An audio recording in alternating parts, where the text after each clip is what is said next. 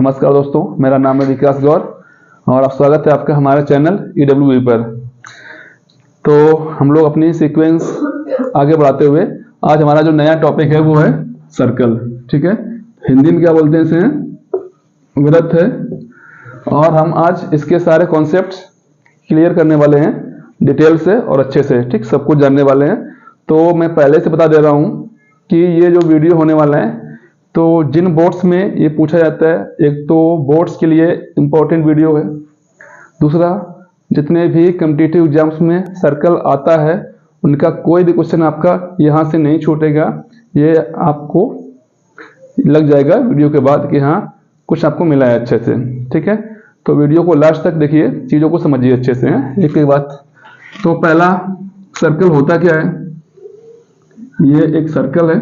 ठीक है, ये क्या है? हमारा ये सर्कल है। सर्कल कैसा होता है हमारा? 1D है ना, 1 डायमेंशनल, जिसमें सिर्फ लेंथ होती है। क्या होती है? सिर्फ लेंथ होती है। हमारा 1 डायमेंशनल पहली बात तो सर्कल होता है। ठीक है, इसके बाद अब देखो ये क्या होता है? इसका सेंटर होता है। ये क्या है? इसका सेंटर है। इस सेंटर से जो ये डिस्टेंस है इसको बोला जाता है, जो ये डिस्टेंस है ये जो इसकी लंबाई इसको बोला जाता है सरकमफेरेंस, है ना। कुछ बेसिक बातें हैं जो आपको पता होंगी, उसके बारे में ज्यादा चर्चा नहीं करेंगे। ये इसकी रेडियस, ये क्या है? इसकी रेडियस, ये इसका सेंटर। ठीक है, और कुछ बातें पता होंगी आपको, जैसे ये क्या होता है? इसका कॉर्ड होता है AB। ठीक है, अब यहाँ पे समझना क्या है आपको? देखो बेसिक बातें ये है, तो सरकमफेरेंस क्या होता है? इसका है 2πr, हिंदी में बोलते हैं इसको वृत्त, वृत्त की परिधि। इसका एरिया कितना होता है? πr² इसका एरिया होता है। ठीक है, अब हमें यहाँ पे एंगल्स के टर्म में यहाँ पे ज्यादा सीखना है, जो आपके एग्जाम्स में MCQs वगैरह में पूछा जाता है। ये एंगल्स, यहाँ पे डिफरेंट एंगल्स का क्या प्रभाव पड़ता है, कौन एंगल किसके बराबर होता है, कौन डबल होता है, ये जानना है हमें। सुनो अच्छे से ध्यान से। अगर ये कॉर्ड है, कॉन्सेप्ट नंबर 1, अगर ये कॉर्ड है और हम सेंटर से इसके इस कॉर्ड पर डालें परपेंडिकुलर, क्या डालें? इसके हम परपेंडिकुलर डालें। ठीक है, इसको मान लेते हैं पॉइंट आपका C है। तो पहला कॉन्सेप्ट ये है, पहले समझ लेना अच्छे से। ये हमारी कॉर्ड है, AB कॉर्ड है, OC क्या है? इस कॉर्ड पे परपेंडिकुलर है। जो OC होगी ये इस कॉर्ड को इक्वल भाग में बांटेगी। पहला कॉन्सेप्ट हमारा AC बराबर BC, पहला ये हमारा कॉन्सेप्ट है। अब यहां से क्वेश्चन पूछा कैसे जाता है? आपसे कहेगा एक सर्कल है, उसकी रेडियस तुम्हें दे देगा कि 5 सेंटीमीटर है। कितना रेडियस है? 5 सेंटीमीटर है। उस पर एक कॉर्ड खींची गई है, AB कॉर्ड खींची गई है, AB खींची गई है। इसकी लंबाई है 8 सेंटीमीटर। ठीक, सपोज कर लेते हैं। पूछा जाएगा कि सेंटर से उस कॉर्ड की डिस्टेंस कितनी होगी। सेंटर से कॉर्ड की डिस्टेंस, सबसे पहली बात, जो डिस्टेंस हमारी नापी जाती है वो कैसे होती है? Shortest length. क्या होता है? Shortest length. ठीक है, तो शॉर्टेस्ट लेंथ हमेशा कैसे होती है? परपेंडिकुलर। कैसे होती है? परपेंडिकुलर। तो ये बात यहाँ से फिक्स हो गई कि हमें ये निकालना है, हमें ये दिया गया है। ठीक है, अगर ये परपेंडिकुलर है तो ये इस कॉर्ड को 2 भागों में बांटेगी। ठीक है, ये 8 है तो ये कितना होगा? 4। ये कितना होगा? 4। ठीक है, और तुमसे ये पूछा गया है OC कितना होगा। अच्छा ये बताओ ये कितना होगा हमारा? ये है इसकी रेडियस, है ना, ये सब बराबर होगी। कितना दिया रेडियस है? 5। ये 5 आ गया। ठीक है, आपको OC निकालना है। क्या निकालना है? OC। हम लोग यहाँ पे पाइथागोरस लगाएंगे और OC कितना निकल के आएगा? 3। ठीक, ऐसे आप ऐसे क्वेश्चन कर लेंगे। पहला टाइप ये हो गया। ठीक है, और देखो ध्यान से, और देखना है हमें, समझते हैं ना पॉइंट वाइज।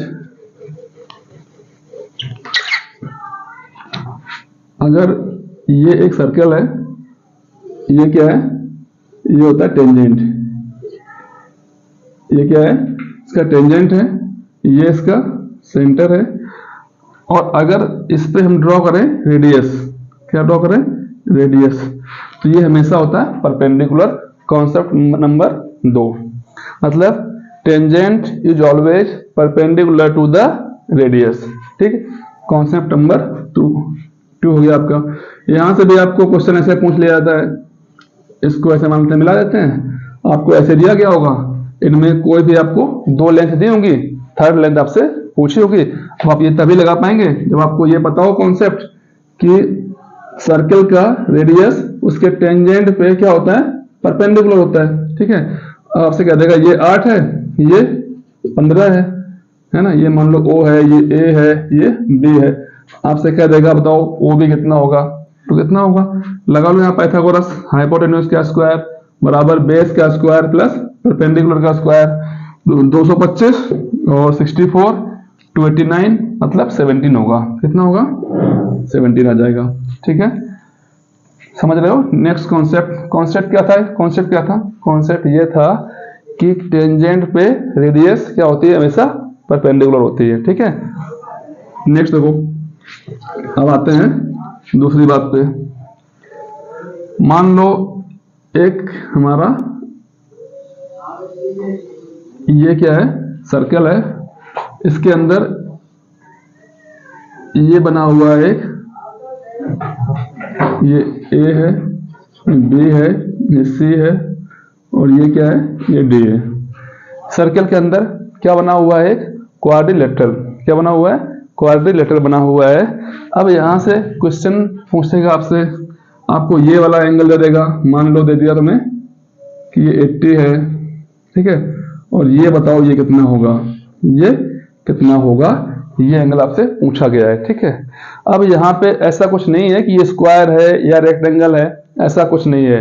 ये एक बिना मतलब ना तो ये स्क्वायर है, ना रोम्बस है, ना पैरेललोग्राम है, ना ही रेक्टेंगल है। ये एक रैंडम क्या है, एक रैंडम क्वाड्रिलेटरल है। हमें नहीं पता है कि ये एंगल कितना होगा, लेकिन एक रूल है। हम लोग आज यहाँ पे सिर्फ रूल्स पे बात करने वाले हैं, रूल्स के प्रूफ पे नहीं। ठीक है, प्रूफ पे किसी और दिन बात करेंगे, आज सिर्फ जो कॉन्सेप्ट है वो समझ लो अच्छे से।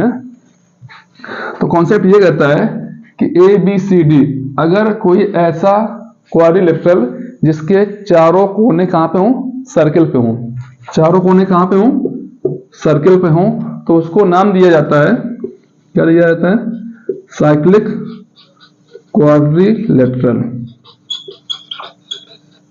उसे हम लोग क्या बोलते हैं, साइक्लिक क्वाड्रिलेटरल। ठीक है, अब साइक्लिक क्वाड्रिलेटरल अगर है तो इसकी प्रॉपर्टी होती है कि इसके अपोजिट एंगल्स का जो सम होता है वो कितना होता है, 180। मतलब हम बात करें angle D plus angle B बराबर कितना होगा, 180 डिग्री। ठीक है, ये चीज यहाँ पे फिक्स है। तो ये हमारा कितना निकल के आएगा, अब आपके लिए आसान हो गया, ये कितना, 100 डिग्री।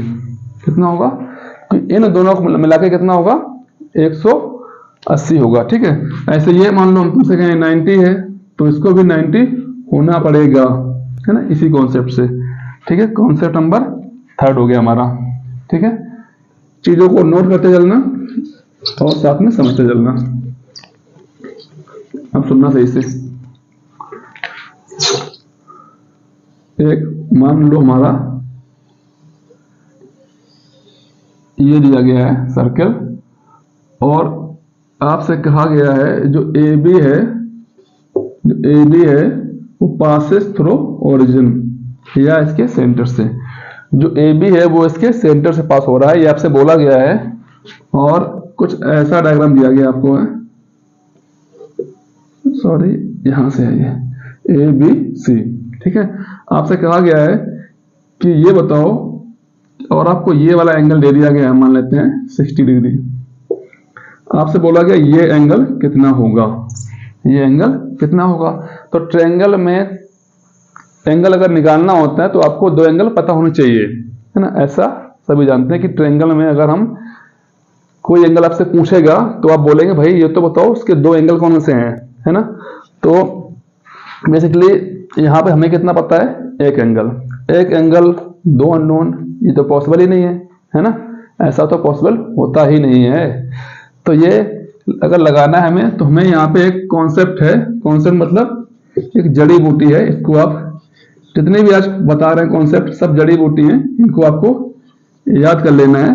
ठीक है, कॉन्सेप्ट आपसे कोई नहीं पूछेगा। अगर एमसीक्यू में आया तो फिर आपको एमसीक्यू में तुमसे कोई कॉन्सेप्ट नहीं पूछेगा, है ना, कहाँ से आया है, और उसको आंसर बताओ कितना होता है।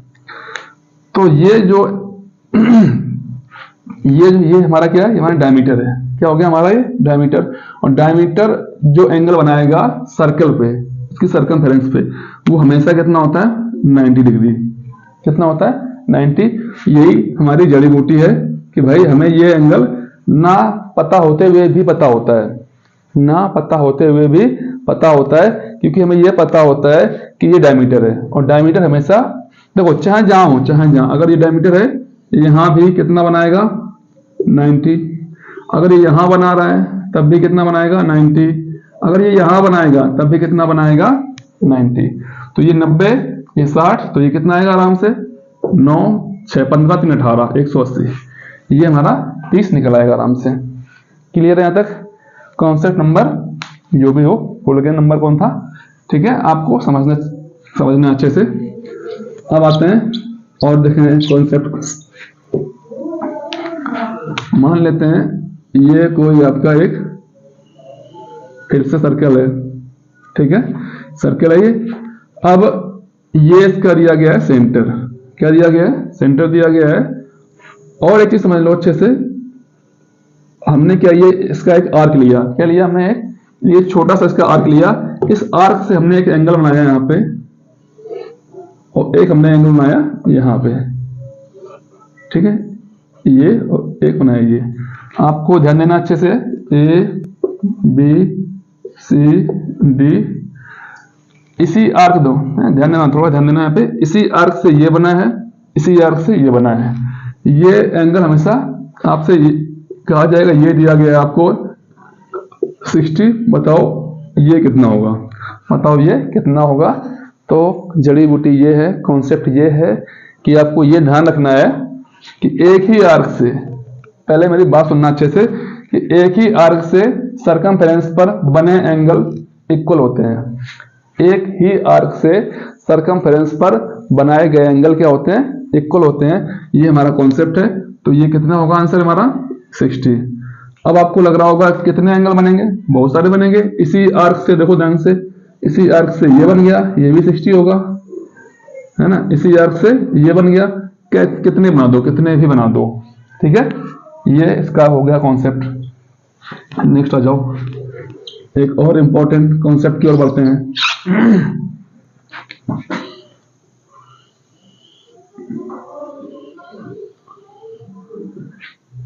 ये रहा, ठीक है। और ये हमारा सबसे मोस्ट इंपॉर्टेंट कॉन्सेप्ट है, इस पे थोड़ा ध्यान देना अच्छे से। अब तक जितना पढ़ा उन सबसे खास यही है, उन सबसे खास हमारा यही है, ठीक। ये हमारा O है, ये हमारा A है, ये हमारा B है, ये हमारा C है। अब सुनना, पहले सुनो कॉन्सेप्ट, फिर आप आंसर अपने आप दे लोगे। अगर आपके दिमाग में कॉन्सेप्ट बैठ गया तो आंसर देना बड़ी बात नहीं है, आंसर तो आप निकाल ही लेंगे। तो मतलब जो क्या है, ये एक आर्क है AC, आपको AC आर्क दिख रही होगी अच्छे से, है ना, AC आर्क आपको अच्छे से दिख रही होगी। तो अब देखो यहाँ ध्यान दो यहाँ पे कि जो AC आर्क है, इसी आर्क से एक एंगल बना है सेंटर पे, इसके देखो ये बना हुआ है, ठीक है। इसी आर्क से एक बना है कहाँ पे, सर्कमफेरेंस पे। ये क्या है, ये हमारी सर्कमफेरेंस है। इतनी बात क्लियर है पहले। इसी आर्क से एक एंगल बना है सेंटर पे, और इसी आर्क से एक एंगल बना है सर्कमफेरेंस पे। अब सुनना अच्छे से, रूल क्या कहता है, रूल ये कहता है कि सेम आर्क से सेंटर पर बना हुआ एंगल दुगना होता है सर्कमफेरेंस पर बने हुए एंगल का। सेम आर्क से सेंटर पर बना हुआ एंगल सर्कमफेरेंस पर बने एंगल से दुगना होता है। या हम यूं कहें कि सर्कमफेरेंस पर बना एंगल सेंटर पर बने एंगल का आधा होता है। अरे एकदम सिंपल सी बात है भाई। अगर राम श्याम से 5 साल छोटा है, राम श्याम से 5 साल छोटा है, तो श्याम राम से 5 साल बड़ा है। बात तो वही है, ठीक है। तो ये एंगल हम तुमसे ये कह दें कि ये दिया है 100, कितना है ये, 100 दिया है, 100। बताओ ये कितना होगा, अगर आपको कॉन्सेप्ट समझ में आ गया है तो आप इसका आंसर दे लेंगे। कितना होगा? 50 डिग्री। कितना होगा? 50 डिग्री। ठीक है। अब इसमें जो क्वेश्चन आपसे हार्ड करेगा, कठिन करेगा, वो ऐसे करेगा कि इस क्वेश्चन में थोड़ा सा बढ़ा देगा, इसको थोड़ा सा बढ़ा देगा, डायग्राम को कुछ ऐसे कर देगा। वो डायग्राम को थोड़ा सा ऐसे ए बी सी यहाँ पे डी कर देगा। ठीक है। आई होप आपको क्लियर दिख रहा होगा। ए बी या ए बी सी डी, ये आपसे पूछ लेगा बताओ ये एंगल कितना होगा, ये वाला है ना। अब इसमें क्या करना है आपको, ये एंगल कितना होगा इसका आंसर आप खुद निकाल सकते हैं अगर आपने अब तक वीडियो को सही से देखा है। आप ये कहेंगे सर जो ए बी सी डी ये है, ये क्या है? ये हमारा एक क्वाड्रिलेटरल है। क्या है? हमारा एक क्वाड्रिलेटरल है। और कैसा है? साइक्लिक है। कैसा है? साइक्लिक। क्यों? क्योंकि इसके चारों कोने हमारे सर्कल पर प्रेजेंट हैं। ठीक है। तो ये हो गया साइक्लिक। और साइक्लिक का रूल हमने पढ़ रखा है। अरे यार थोड़ा सा पीछे चीजों को दिमाग में रखना है। साइक्लिक क्वाड्रिलेटरल का रूल हमने पढ़ रखा है कि अपोजिट एंगल्स का सम कितना होता है? 180। कितना होता है? 180। तो अब तुम्हें इसका आंसर निकालने में कोई दिक्कत नहीं होगी। A B C D is a cyclic quadrilateral. और इसका कॉन्सेप्ट क्या है? आमने सामने के एंगल का सम कितना होगा? 180 होगा। ये 50 है तो ये कितना होगा? 130।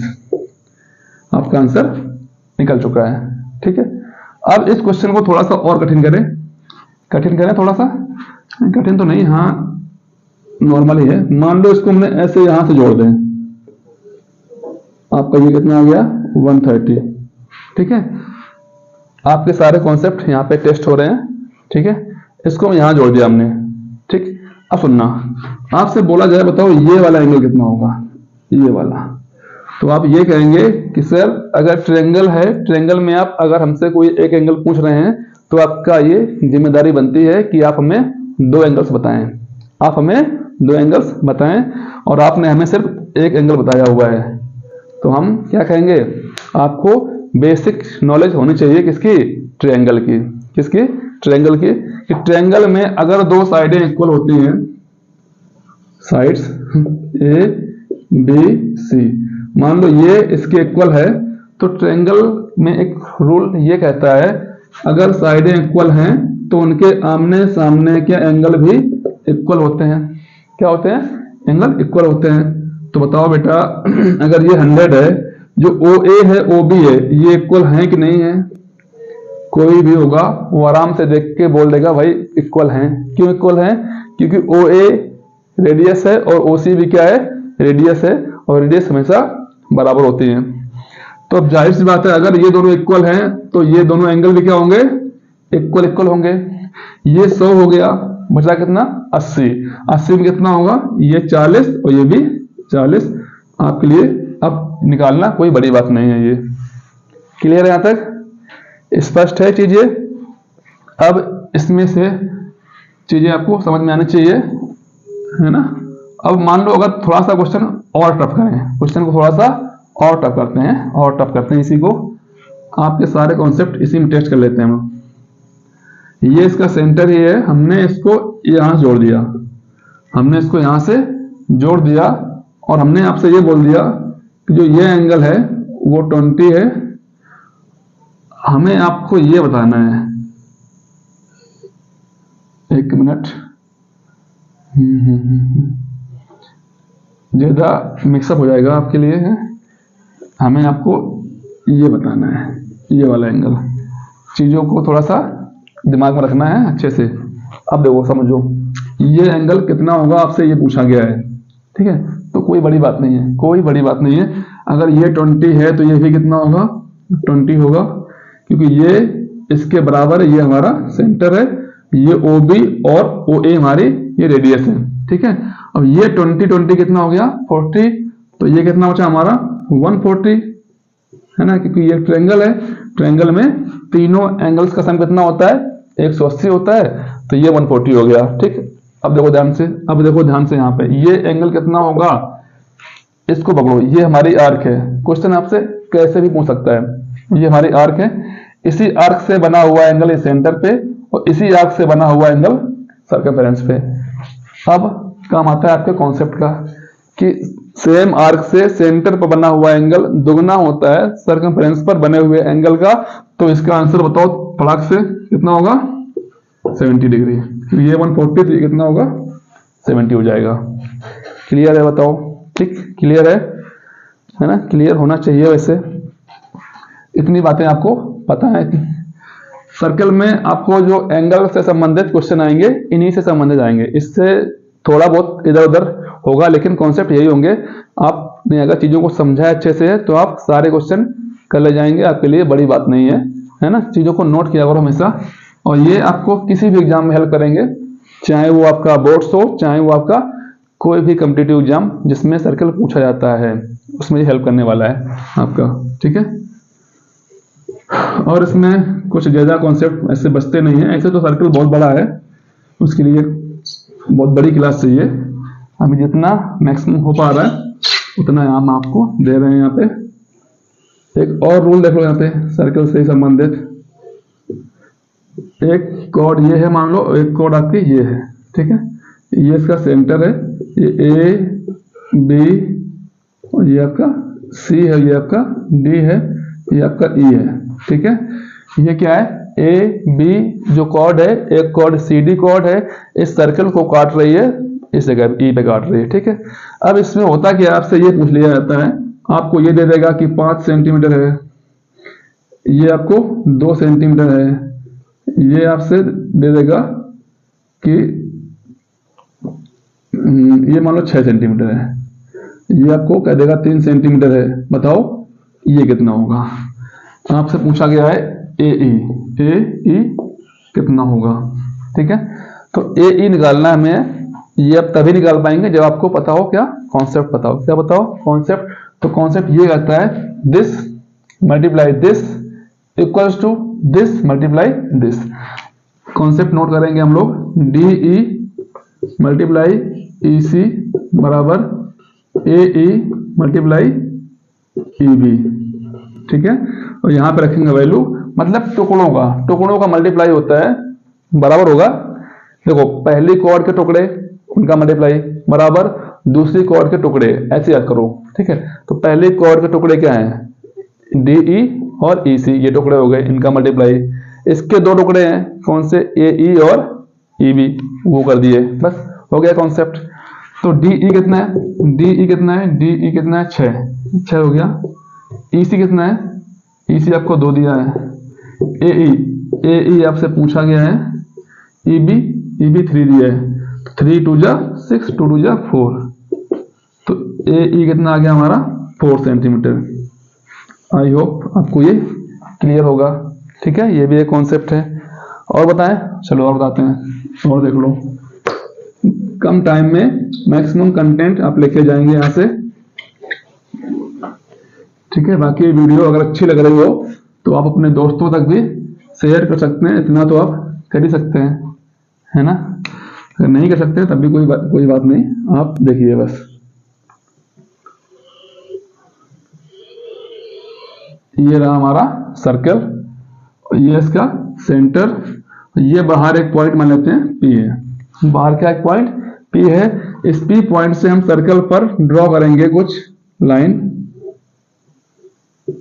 और आप ये जानते हैं इसको क्या बोलेंगे, मान लें एपी है, ये क्या है? एपी है, और एक लाइन मान लो हमने ड्रॉ किया यहां से, ये इसका सेंटर ओ है। ठीक है, ये मान लो टी मान लेते हैं, ये ए मान लो, ये बी मान लो, थोड़ा अच्छा लगेगा देखने में। ठीक है, यहाँ पे भी आपसे क्वेश्चन पूछे जाते हैं। ठीक है, क्वेश्चन यहाँ से पूछे जाते हैं, वो आपको ध्यान रखना है।